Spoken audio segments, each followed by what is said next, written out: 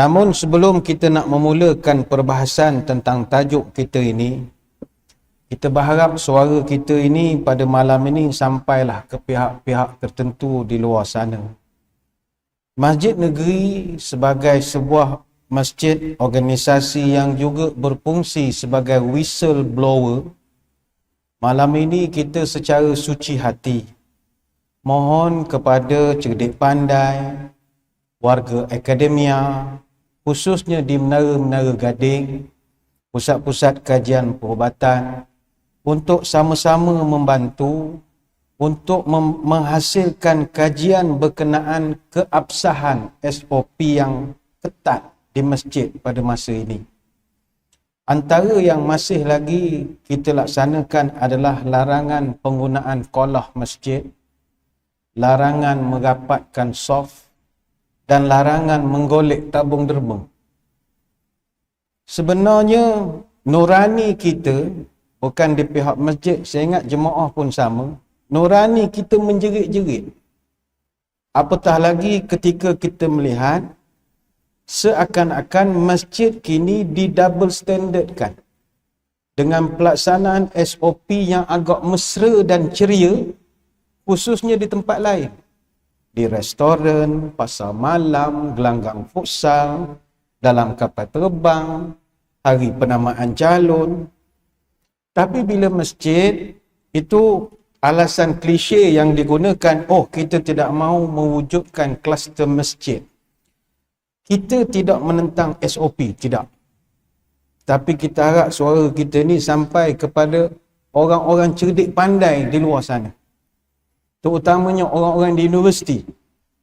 Kerana kita tidak menentang SOP. Bahkan sejak diperkenalkan perkataan SOP di masjid kita 18 Mac tahun 2020 sampai malam ini tepat 6 bulan 5 hari, 189 hari, masjidlah jadi frontliner yang paling depan sekali mempertahankan prosedur ini, dan yang paling teruk dikecam oleh jemaah. Kita digelarkan sebagai kuda tunggangan Yahudi, ejen Dajjal, penyambut Ya'juj Ma'juj, ahli Illuminati, pengaruh Freemason, WHO, IMF, Rothschild, Benedictine Order, dan macam-macam istilah yang kami dapat tiap-tiap minggu. Dek kerana kita tegah dengan SOP. Kita tidak menentang. Cuma malam ni kita merayu cenderik pandai, cendekiawan kita di universiti bantu kami.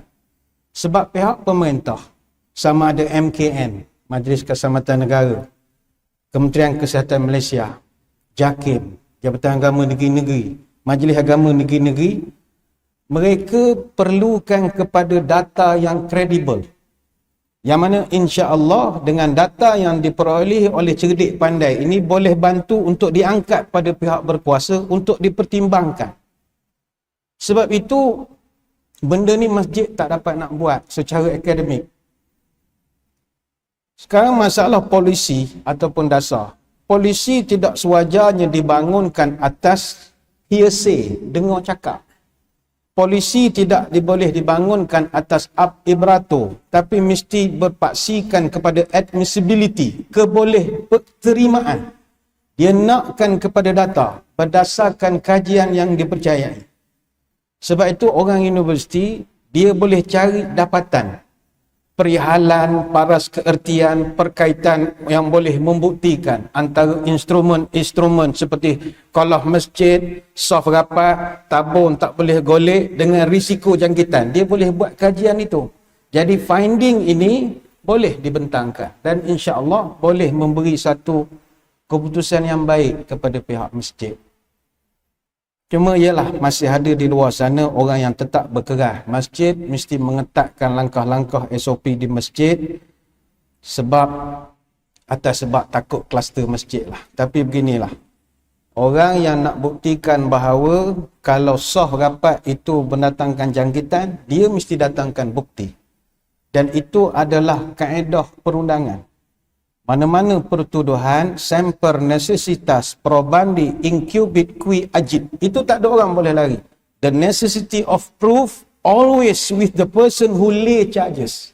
Orang yang kata sah rapat jangkit, awak kena tunjukkan bukti. Orang yang kata guna air dalam kolah masjid boleh berjangkit, tunjukkan bukti. Bukan hearsay. Dan ini kita tak dapat buktikan, melainkan kita merayu kerjasama daripada cerdik pandai kita di universiti. Kita ada pakar perubatan bertaraf dunia, mereka boleh buat kajian klinikal. Masjid kita bersedia menjadi tempat buat kajian. Buatlah ukur 1 meter berapa ekor kuman ada. Jarak setengah meter berapa ekor kuman ada. Silakan. Maka finding itu boleh menyelesaikan banyak kemelut.